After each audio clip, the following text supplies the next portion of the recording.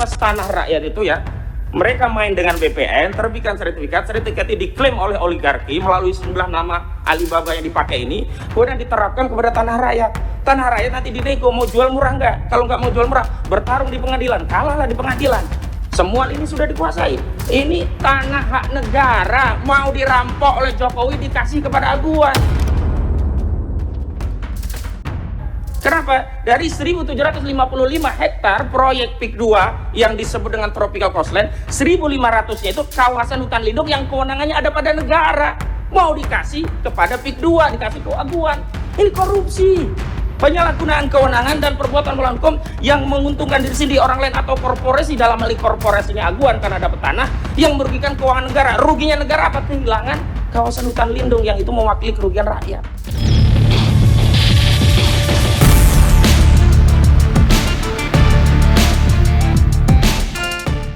Tadi pada paparan Pak Menteri mengatakan para tersangka, sudah ada tersangkanya 2, kepala desa dan perangkat desa, dan sanksinya administrasi bayar administrasi senilai 48 miliar. Pertanyaannya simpel, banyak juga duitnya kepala desa. Duitnya dari mana nih, Pak? Iya kan? Ini jangan sampai jadi masalah baru lagi, jadi blunder lagi di publik. Nah, apakah seorang kepala desa mampu bayar 48 miliar? Mulia sekali sih kepala desa ini mau membayar mengeluarkan uangnya 48 M untuk pagar laut gitu. Tapi kami kan juga tidak bisa menuduh ketika tidak ada buktinya begitu. Nah, sehingga ketika terbukti seorang kepala desa dan perangkatnya lalu kemudian mengakui berdasarkan bukti-bukti, maka tindak lanjut berikutnya adalah itu dilanjutkan oleh kepolisian. Dan proses penyidikannya itu pun kepolisian ikut di KKP. Itu yang dapat kami sampaikan. Masalah pagar laut ini bukan ansih soal pagar laut dan ada sertifikat laut, tapi di sana terkandung motif untuk melakukan proses reklamasi dan rekonstruksi wilayah laut dengan dalih itu adalah tanah musnah yang sudah dipersiapkan belitnya peraturannya di PP nomor 18 tahun 2021. Di pasal 66 itu tegas diatur bahwa tanah musnah ini yang punya hak atas tanah musnah memperoleh 2 hal di pasal 66 PP 18 2001. Yang pertama adalah hak untuk reklamasi atau rekonstruksi, yang kedua bahkan punya hak untuk mendapatkan uang kerohiman.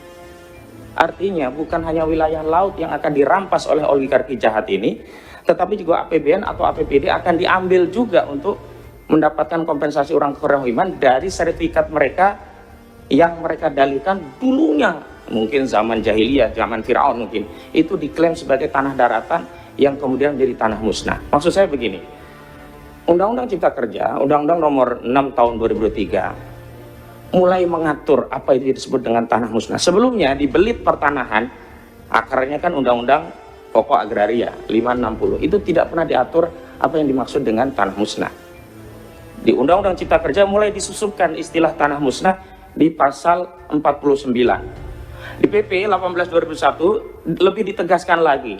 Di definisinya ada di angka 1 nomor 33, dan bahkan di pasal 66 PP 18 2001 itulah yang menjadi dasar legitimasi bagi pihak-pihak yang ingin membangun industri properti di wilayah laut bisa memperoleh hak, tapi bukan reklamasi seperti di pantai utara Jakarta. Mereka melakukan reklamasi dan rekonstruksi dengan dalih mereka punya sertifikat hak, apakah itu SHGB atau SHM, yang didalihkan sebelumnya ini adalah tanah daratan yang terkena abrasi, dianggap tanah musnah. Clear ini yang sedang terjadi, upaya hendak merampas wilayah tanah laut kita berdalih PP 1821 dari pintu pasal 66. Maka mulai bekerja mereka menyiapkan alas haknya.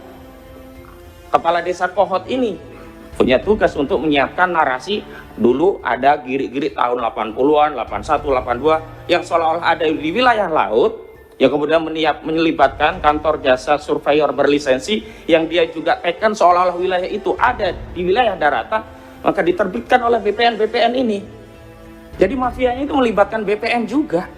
Karena produk itu tidak mungkin terbit kalau BPN melakukan tindakan yang benar-benar sesuai aturan. Contoh, tidak mungkin ada pengukuran sertifikat di laut kemudian diloloskan sertifikatnya. Terakhir, 263 SHGB itu sudah diakui punya salah satu properti yang kita ketahui dia rajanya reklamasi. Agung Sedayu Group, proyeknya apa? Pantai Indah Kapuk 2. Motifnya apa? Itu nanti akan direklamasi atau rekonstruksi menggunakan apa? Pasal 66 PP 18 tahun 2001. Siapa yang membiayai? Tentu yang punya kepentingan terhadap reklamasi dialah yang membiayai. Gak mungkin Arsin. Duit dari mana Arsin membiayai? Lalu kita dibikin bodoh oleh Menteri KKP. Saya nggak ada di sini gitu loh. Seolah-olah semua itu diakui oleh Arsin dan siap bayar denda 48 juta rupiah. Ini juga statement yang tidak berdasar karena sebelumnya katanya denda per kilometer 18 juta. Ini ada 30,31 kilometer. Kok bisa ketemu 48 miliar dari mana? Kok ada pernyataan katanya Arsin siap membayar dari mana? Belakangan kuasa hukum Arsin membantah. Ini menteri berani berbohong di forum resmi DPR RI. Lalu kalau motifnya itu nyambung bagi rakyat dan rakyat sudah tahu, Pak. Kalau Bapak kunjungan ke Pulau Cangkir, saya kan yang pertama kali dengan kawan-kawan memviralkan pagar laut di Pulau Cangkir itu. Juga kemudian nelayan Khalid dan yang lainnya, rame kita bareng-bareng. Baru terungkap rencana penjajahan tanah laut kita ini. Itu di wilayah laut. Dan mohon maaf itu tadi bisa jadi karena pertimbangan DPR ketika membuat peraturan hanya berkutat kepada apakah ini dibutuhkan masyarakat. Yang kedua, apakah bertentangan atau tidak dengan Undang-Undang Dasar, tapi tidak berpikir nanti akan diterjemahkan seperti apa oleh eksekutif. PP-nya nanti seperti apa? Ternyata PP itu merinci dengan sesuatu yang tidak pernah diatur dalam undang-undang. Nggak ada hak reklamasi yang diatur dalam undang-undangnya, tiba-tiba dimunculkan dalam PP-nya. Jahat sekali, ini oligarki sudah masuk ke relung-relung bernegara kita. Saya bicara atas nama negara, bukan hanya rakyat hari ini. Kalau hari ini kita diam, nggak tahu kita punya kedaulatan wilayah apa lagi. Itu untuk di wilayah laut. Sekarang di wilayah darat. Mumpung ada BPN dari Kabupaten Tangerang juga di tingkat provinsi. Kami menemukan data, dan ini dari situs Bumi ATR, data yang kami olah. Ada 3 orang nama, Engcun atau Gojali, kemudian Freddy dan Henry, punya tanah 9 juta hektar. 9 juta meter persegi atau 9.000 hektar. 900 hektar, mohon maaf, salah. Ya, 9 juta meter atau 900 hektar ini nggak mungkin bisa diloloskan kalau nggak terlibat pejabat bermain di dalamnya. Dan tanah-tanah inilah yang modus merampas tanah rakyat itu ya. Mereka main dengan BPN, terbitkan sertifikat ini diklaim oleh oligarki melalui sejumlah nama Alibaba yang dipakai ini, kemudian diterapkan kepada tanah rakyat. Tanah rakyat nanti dinego, mau jual murah nggak? Kalau nggak mau jual murah, bertarung di pengadilan, kalahlah di pengadilan. Semua ini sudah dikuasai. Apalagi rakyat yang tadinya belum punya sertifikat. Yang belum punya sertifikat baru kiri nggak bisa ditingkatkan. Kenapa? Karena sudah diblok oleh BPN. NIB-nya, nomor induk bidangnya sudah diblok oleh BPN. Ini kenyataan yang terjadi. Selanjutnya, saya mau katakan, kasus ini bukan baru kemarin, Pak. Sejak 2017, kami hadirkan saksinya. Ada di belakang itu Ibu Tin Soehartini. Tanya dirampas habis, sekarang sudah jadi PIK 2. Kemudian ada Kamakana, ada juga Charlie Chandra. Mohon maaf, isunya ini bukan anti etnis tertentu, bahkan korbannya pun ada yang dari etnis Tionghoa. Ini tidak mungkin terjadi kalau tidak ada satu kejahatan yang sifatnya terstruktur, sistematis dan masif dilegitimasi oleh peraturan dan perundang-undangan. Bapak-bapak kan hari ini baru tahunya yang timbul sertifikat itu hanya di atas laut. Faktanya, Bapak cek di aplikasi Bumi ATR atau ATR BPN, di sungai-sungai sudah diterbitkan sertifikat oleh mereka. Jadi mau dikuasai semuanya, laut dikuasai, sungai dikuasai, darat dirampas. Kenapa kami konsisten menggunakan terminologi merampas tanah rakyat? Kenapa?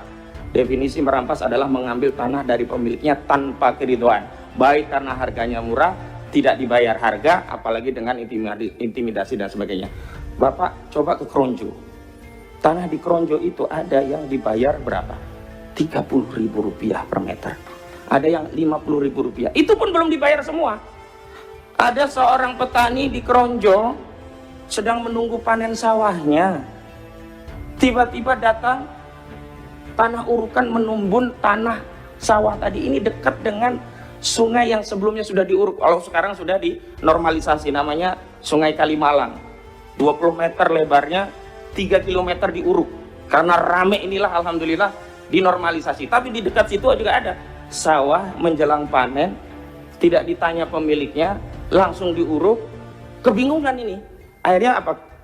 Mereka tanya ke kepala desa. Kepala desa dijembatani, akhirnya dinego biar menerima 50 juta. Artinya kepala desa terlibat semua.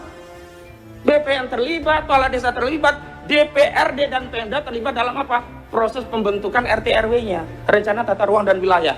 Walau belakangan rencana detail tata ruangnya belum ditindaklanjuti karena ketahuan semuanya. Apa dasar mereka? Rencana tata ruang di wilayah itu menyebabkan apa? BPN bisa menerbitkan sertifikat di wilayah laut, seolah-olah itu kawasan ini menjadi kawasan industri. Dan ini disebutkan juga oleh direktur dari Agung Sedayu Group, Nono Sampono. Dan dia berdalih, oh itu kan dulu tanah terkena abrasi. Bohong nih Pak, gak ada tanah abrasi di Tangerang. Kalau mau saya kasih garis besarnya, tanah abrasi itu mungkin terjadi di pantai selatan karena angin kita arahnya ke Australia. Kalau pantai utara bukan abrasi, malah terjadi sedimentasi karena ada material dari laut yang dibawa ke daratan. Makanya Wahyu Sakti Tenggono udah bilang, motif pagar laut itu adalah untuk mengumpulkan sedimentasi. Pertanyaannya, dia sudah tahu itu motifnya. Lalu dari mana dia bisa bicara itu? Kalau terjadi sedimentasi, untuk apa? Untuk kolam penangkaran buaya? Nggak mungkin. Itu tadi, ini dalam rangka untuk membangun kawasan industri properti. Aguan ini sudah pernah gagal di Jakarta. Mau dia coba sekarang di wilayah Banten dan semua wilayah lainnya sudah ada. Dan mohon maaf Pak, kalau diperhatikan kenapa ada fenomena sertifikat di atas laut, itu semuanya rata-rata setelah tahun 2021 mereka memanfaatkan PP 1821 pasal 66 karena mereka ingin mendapatkan hak untuk melakukan reklamasi atau rekonstruksi berdalih tanah mereka menjadi tanah musnah. Saya ingin fokus juga kepada apa sih peran kita sesuai dengan fungsi yang melekat pada kita, termasuk kewenangan kita. Kalau dari kami Pak, kami sudah sampaikan memang kami menggugat. Ada 9 entitas yang kami gugat, 1 sampai 8 sebagai tergugat, 1 sebagai turut tergugat. Turut tergugatnya adalah Kementerian Keuangan. Untuk apa? Bukan untuk kami gugat untuk membayar negara kepada kami, bukan. Untuk menerima hasil gugatan kami agar dibayar kepada negara karena kerugian ini dialami oleh seluruh rakyat agar diterima melalui Kementerian Keuangan. Mohon izin saya sampaikan tergugat satunya Aguan atau Sugianto Kusuma, tergugat 2 Antoni Salim, tergugat 3 adalah PT Pantai Indah Kapuk, tergugat 4 adalah PT Mandiri Lestari ya, Mandiri Sukses Makmur Lestari. Kemudian ada tergugat berikutnya ada Jokowi, ada Erlangga Hartarto, ada tadi yang disebutkan dari Abdesi Surtawijaya dan Mas Kota. Saya menjadi saksi ada pos Abdesi di Kecamatan Kronju dekat tikungan yang di sana ada patung ikan dan udang. Belok kiri sedikit disitulah. Sebelumnya waktu saya dengan kawan-kawan dari LBH Muhammadiyah belum hadir di situ, itu masih terpampang plakatnya. Tapi ketika rekan Gufroni dari LBH Muhammadiyah membuat video di depan kantor ABS itu sekarang udah hilangkan.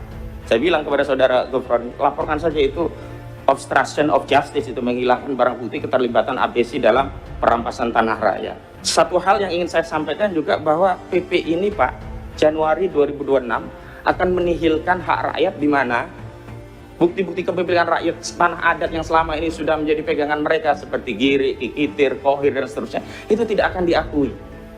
Nanti oligarki ini kalau mau merampas tanah lebih mudah dia, cukup main dengan BPN. Sekarang saja yang PP ini belum berlaku per Januari masih diakui Giri, masih boleh untuk peningkatan hak untuk menjadi SHM atau SHGB. Itu saja sudah banyak yang dirampas dengan modus menimpakan di overlap. Produk BPN ini di overlap punya rakyat. BPN kemudian ngepro kepada oligarki. Makanya kemarin nggak benar itu Pak. Katanya sudah diberi sanksi tegas. Itu yang diberi sanksi tegas udah pensiun. Salah satunya kepala BPN kabupaten itu. Dari mana orang pensiun diberi sanksi tegas dan diturunkan dari jabatannya? Jabatan apa? Kok kita semua sekarang dibodoh-bodohi begini Pak? Kita mau bernegara seperti apa kita ini?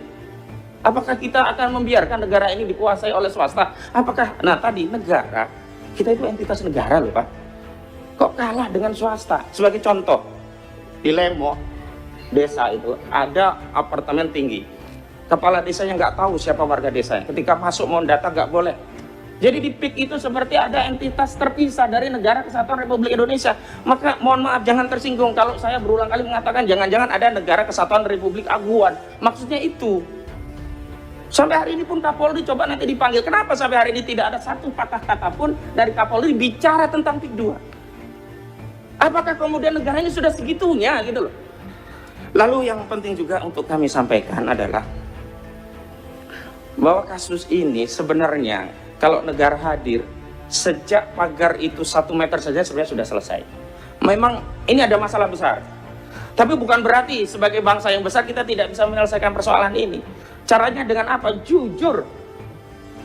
Tadi yang disebut yang jadi tropical coastline itu Bapak-Bapak, mohon maaf saya kasih tahu. Ini tanah hak negara mau dirampok oleh Jokowi dikasih kepada Aguan. Kenapa? Dari 1.755 hektar proyek PIK 2 yang disebut dengan tropical coastline, 1.500-nya itu kawasan hutan lindung yang kewenangannya ada pada negara. Mau dikasih kepada PIK 2, dikasih ke Aguan. Ini korupsi. Penyalahgunaan kewenangan dan perbuatan melawan hukum yang menguntungkan diri sendiri orang lain atau korporasi, dalam hal ini korporasinya Aguan karena dapat tanah yang merugikan keuangan negara. Ruginya negara apa? Kehilangan kawasan hutan lindung yang itu mewakili kerugian rakyat. Sejelas ini sebenarnya masalahnya. Tapi kenapa yang ditangkap baru Arsin? Kalau mau saya bilang, bukan hanya Arsin, bukannya BPN pun. Begini info yang saya dapat. SHGB itu seolah-olah hanya dikeluarkan oleh Kantah. Padahal menurut kewenangannya, kalau dia di bawah 4.000 memang Kantah. Di atas 4.000 sampai 10.000 Kanwil. Di atas 10.000 Menteri. Kenapa sekarang kemudian yang tahu kita malah menterinya kebakaran itu kantornya? Dan kami sudah dapat info di lapangan itu ada yang luasnya 30 hektar. Berarti kalau RSHGB 30 hektar salah satunya itu mustahil oleh Kantah. Dan saya minta kepala desa dan Kantah semuanya, ayolah kita tobat gitu loh. Tobat nasuha demi anak cucu kita ke depan.